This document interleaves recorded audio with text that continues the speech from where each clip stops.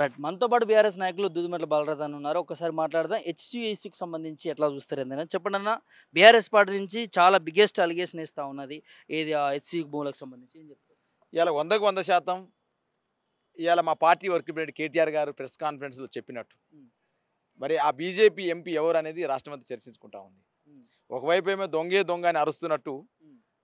BRS BJP ఒకటైందని చెప్పేసి మాట్లాడుతున్నటువంటి కాంగ్రెస్ పార్టీకి భారతీయ జనతా పార్టీకి హ్మ్. ఎవరితో ములాఖాత్ అయినారు, హ్మ్. ఎవరు బ్రోకర్ని తీసుకొచ్చినారు, హ్మ్. ఎవరు ఏదైతే ఐసిఐసి బ్యాంకుతో ములాఖాత్ చేయించినారు, ఎవరు 170 కోట్లు తీసుకున్నారు, ఇవన్నీ అంశాలని చెప్పాల్సింది, ప్రజల ముందు ఉంచాల్సింది రేవంత్ రెడ్డి గారు, వారి యొక్క కొలీగ్స్గా ఉన్నటువంటి ఆ ఎంపీ గారు, భారతీయ జనతా పార్టీ ఎంపీ గారు. ఇవాళ మేము అంటున్న ముచ్చట కాదు ఇది. ఇవాళ రాజా సింగ్ గారే వాళ్ళు సీనియర్ శాసనసభ్యులు ఏమని మాట్లాడుతున్నారు రాజా సింగ్ గారు, ఇవాళ భారతీయ జనతా పార్టీ సంబంధించిన నాయకత్వం అంతా కూడా ఇవాళ కాంగ్రెస్ పార్టీ ముఖ్యమంత్రితో ములాఖాత్ అవుతుంది, దీన్ని చేంజ్ చేయాల్సిన అవసరం ఉందని చెప్పేసి రాజా సింగ్ గారు చెప్తా ఉన్నారు. మరి ఒకవైపు ఏమో ఇవాళ ఒక ఎంపీ మీద ఆరోపణలు వస్తూ ఉన్నాయి. ఇవన్నీ అంశాన్ని చెప్పాల్సింది ఎవరు? వాళ్ళిద్దరు. కాబట్టి ఇవాళ దొంగే దొంగ అరుస్తున్నట్టు ఈ రాష్ట్రంలో ప్రధానంగా కాంగ్రెస్ పార్టీ, భారతీయ జనతా పార్టీ ఇవాళ డబ్బుల కోసం ములాఖాత్ అవుతూ రాష్ట్రం యొక్క పరిపాలన గాడిలో పెట్టలేక అస్తవ్యస్తంగా ఉన్న పరిస్థితి కనపడతా ఉంది. ఇవాళ ఒకవైపు ఏమో ఎస్యూకి చలో మార్చ్ అని చెప్పి భారతీయ జనతా పార్టీ పిలిపిస్తుంది. ఇవాళ సాధకార కమిటీ వచ్చేస్తే వాళ్ళకు పోయి అప్లికేషన్ చేస్తారు. మరి ఎవరు ఇప్పించిన ఎంపీ ఎవరో చెప్పండి, దాని మీద ఆరోపణలు వస్తున్నాయి కదా. ఇవాళ ధర్మేంద్ర ప్రధాన్ గారు ఈ అటవీ భూములు ఆక్రమించొద్దని చెప్పి చెప్తున్నారు కదా. కాబట్టి ఆ భారతీయ జనతా పార్టీ ఎంపీ ఎవరు, ఈ క్వశ్చన్ మార్క్ని తెరదించాల్సింది ఆ రెండు పార్టీలు తప్ప భారత రాష్ట్ర సమితి కాదు. మేము ఇవాళ ఆరోపణలు చేసినాం, ఆధారాలతో పాటుగా చేసినాం. ఆ ఆధారాలు ప్రూఫ్ చేసేందుకు మా కేటీఆర్ గారు సిద్ధంగా ఉన్నారు, మా పార్టీ వర్కింగ్ ప్రెసిడెంట్ గారు.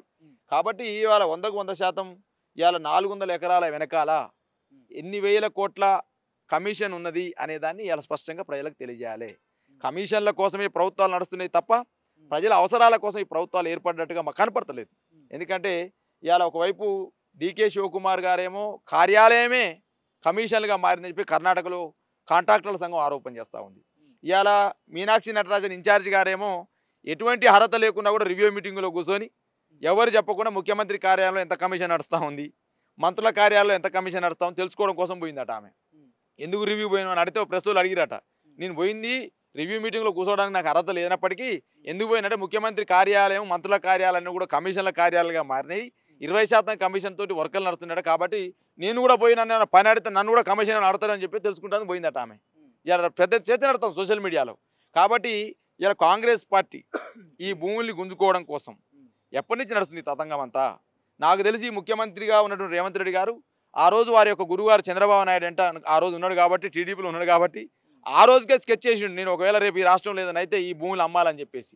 ప్లస్ ఇంకోటి చంద్రబాబు నాయుడు ఏమన్నా ఆ రోజు నేను ఐఎన్జీ భారత్కి ఇచ్చిన మరి గుంజుకున్నారు కాబట్టి నువ్వు అమ్మాల్సిన అవసరం ఉందని చంద్రబాబు నాయుడు ఏమన్నా డైరెక్షన్ ఇస్తున్నాడా.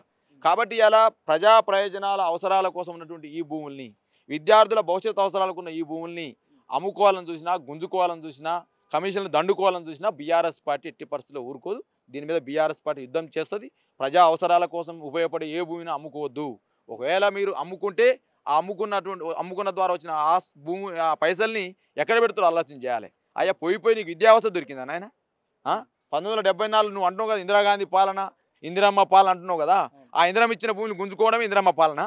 ఆ ఇందిరమ్మ ఏర్పాటు చేసిన సెంట్రల్ యూనివర్సిటీని నాశనం చేయడమే ఇందిరమ్మ పాలన. రేవంత్ రెడ్డి గారు ఏం పాలన చెప్పు. ప్రతిసారి ఇందిరమ్మ రాజ్యం తీసుకొస్తాను రేవంత్ రెడ్డి గారు. ఇందిరమ్మ రాజ్యం అంటే ఇందిరమ్మ ఇచ్చిన సెంట్రల్ యూనివర్సిటీని భూములు అమ్ముకోవడమా? ఇందిరమ్మ ఇచ్చినటువంటి సెంట్రల్ యూనివర్సిటీ ఆ రోజు 6 సూత్రాల పథకం ప్రకారం ఏదైతే తెలంగాణ ఉద్యమం జరుగుతున్నప్పుడు తెలంగాణ రాష్ట్ర ఆకాంక్షని విద్యా అవసరాలు వెనకబడదని చెప్పేసి ఆలోచన ఉన్న సందర్భంలో విద్యా వ్యవస్థను ఆ సెంట్రల్ యూనివర్సిటీ ఏర్పాటు చేస్తే ఆ సెంట్రల్ యూనివర్సిటీని ఇలా అమ్ముకోవడమేనని ఇందిరమ్మ పాలన అంటా ఉన్నాను, కమిషన్లు దండుకోవడమేనని ఇందిరమ్మ పాలన అంటా ఉన్నాను. కాబట్టి ఇలా మేధావి వర్గం కానీ, విద్యార్థులు కానీ, పర్యావరణవేత్తలు కానీ అందరూ కూడా అందులో చదువుకున్న ఓల్డ్ స్టూడెంట్స్ కానీ, మాలాంటి ఉస్మాన్ సిటీ లాంటి విద్యార్థి ఉద్యమాల్లో పనిచేసిన వాళ్ళం కూడా ఇది భవిష్యత్ అవసరాల కోసం, భవిష్యత్ పునాది కోసం, భవిష్యత్తు మేధా సంపదను తయారు చేసే కేంద్రాలు అవి.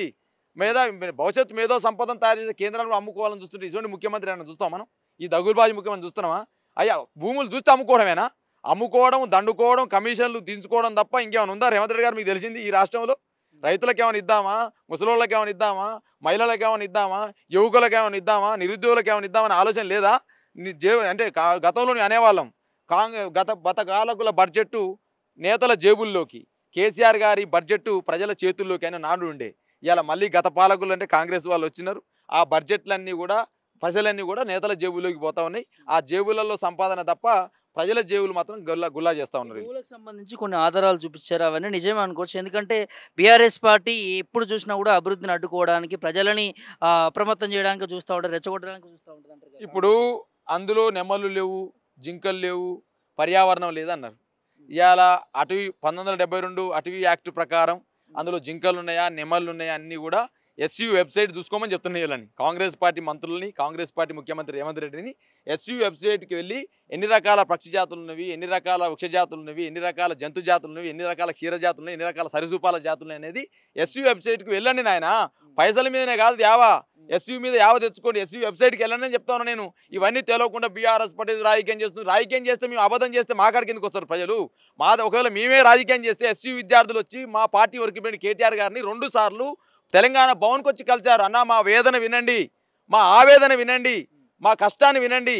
ఇవాళ విద్యా వ్యవస్థకు ఉన్న భూములు గుంజుకునే ప్రయత్నం కాంగ్రెస్ చేస్తూ ఉంది. మీరు మాట్లాడాల్సిన అవసరం ఉందంటే మేము ఆ రోజు చెప్పాము విద్యార్థులకి, మేము బ్యాక్ ఎండ్ సపోర్ట్ ఉంటాము, మేమే వచ్చి ఉద్యమం చేస్తే ఇది బీఆర్ఎస్ పార్టీ నడిపిస్తుంది అని చెప్పేసి నింద వేస్తారు. కాబట్టి మీ బ్యాక్ ఎండ్ వెనకాల మేము ఉంటాం, మీరు కొట్లాండి అని చెప్పేసి మా అధినేత కేసీఆర్ గారు, మా పార్టీ వరకు కేటీఆర్ గారు సూచన చేశారు. ఇది మా యొక్క ప్రజలకు ఉన్న కమిట్మెంట్, విద్యార్థుల మీద ఉన్న కమిట్మెంట్, విద్యా వ్యవస్థ మీద ఉన్న కమిట్మెంట్, ఎస్యూ భూముల మీద ఉన్న కమిట్మెంట్ బీఆర్ఎస్. ఇది నీలాగా లంగా నాచి ఏచాలు వేయట్లే, మేము లంగా ఏసాలు వేసి భూములు దండుకునే ప్రయత్నం చేయట్లే, కమిషన్ దండుకునే ప్రయత్నం చేయలే.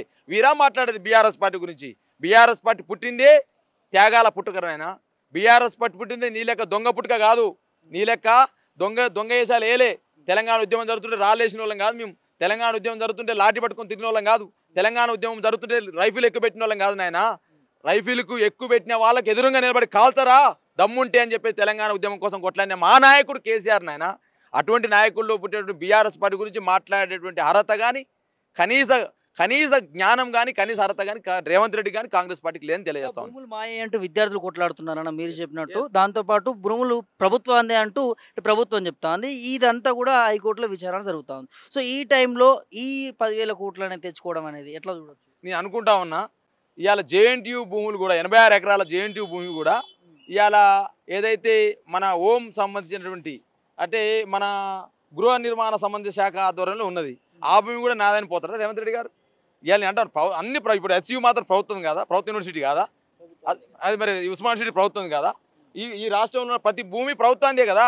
ఇక భూమి ప్రభుత్వం మాత్రం అమ్ముకోని చెప్తారు అంటాను నేను. ఇవాళ ఈ అడ్డదిడ్డమైన వాదనలు, అసంబద్ధమైనటువంటి ఆలోచన విధానమే తప్పంటాను నేను. ఇవాళ ప్రభుత్వ ఆధీనంలో ఉందంటే అమ్ముకుంటాం అంటున్నాను. ప్రభుత్వ ఆధీనంలో ఉన్న భూమి ఏ భూమి, అది ఎందుకు ఉపయోగపడుతుంది, ఎవరి కోసం పెట్టిర్రు, ఎందుకోసం పెట్టిర్రు, ఏ ప్రయాణాల కోసం పెట్టిర్రు, భవిష్యత్ అవసరాల కోసం ఎందుకు పెట్టిర్రు అనే ఆలోచన చేయరా వీళ్ళు? అమ్ముకోవడమేనా అంటాను నేను. కాబట్టి ఇలా 100% రేవంత్ రెడ్డి గారు చేసినటువంటి ఈ తతంగం అంతా అధిష్టానం దృష్టికి పోయింది. అధిష్టానం చివాట్లు పెట్టే పరిస్థితికి వచ్చింది. దేశవ్యాప్తంగా రాహుల్ గాంధీ గారు కేరళ పోయి, ఛత్తీస్గఢ్ పోయి నీ భూముల గురించి మాట్లాడుతున్నా, యూనివర్సిటీ భూముల గురించి మాట్లాడుతున్నా, ఇక్కడ ఏంద్రా ఎట్లా చేస్తున్నాను చెప్పేసి ఆయనకు తలంట్లు పడ్డాయి ఆల్రెడీ రేవంత్ రెడ్డి గారికి. ఇలా ఏం చేయాలో అర్థం కాక ఏం చేస్తున్నా అర్థం కాలే పరిపాలన. ఇలా తుగ్లక్ పరిపాలన అయిందంటున్నా. ఏ భూమి అమ్మాలనో తెలియదు, ఏ భూమికి కమిషన్ తీసుకోవాలనో తెలియదు. ఇలా తుగ్లక్ పాలన అయ్యింది రేవంత్ రెడ్డి సర్కార్. 100% బీఆర్ఎస్ పార్టీగా మా పార్టీ వర్కింగ్ ప్రెసిడెంట్ గారు, మా అధినేత కేసీఆర్ గారు సూచన మేరకు ప్రజా పోరాటం ఏదైతే విద్యార్థుల పోవడం జరుగుతూ ఉందో ఆ పోరాటానికి పూర్తి మద్దతు బీఆర్ఎస్ పార్టీ ఉంటుంది. ఈ ఎస్యూ భూముల అవినీతి పైన, ఎస్యూ భూముల అమ్మకం పైన, ఎస్యూ భూముల ద్వారా వచ్చే 30,000 కోట్ల ద్వారా వచ్చే కమిషన్ పైన డెఫినెట్గా యుద్ధం చేస్తాం. అన్ని ఆధారాలు బయట పెడతాం. డెఫినెట్గా అది వెనకకు తగ్గేదాకా, అది ప్రభుత్వ భూమి, అది యూనివర్సిటీ భూమి, అది విద్యార్థుల అవసరాల కోసం ఏర్పడ్డ భూమిని, ఆ భూమిని అమ్ముకోవాలని చూస్తే మాత్రం డెఫినెట్గా ప్రజా ఉద్యమం తప్పదు. ఎస్యూ వెనకాల ఖచ్చితంగా బీఆర్ఎస్ పార్టీ నిలబడుతుంది.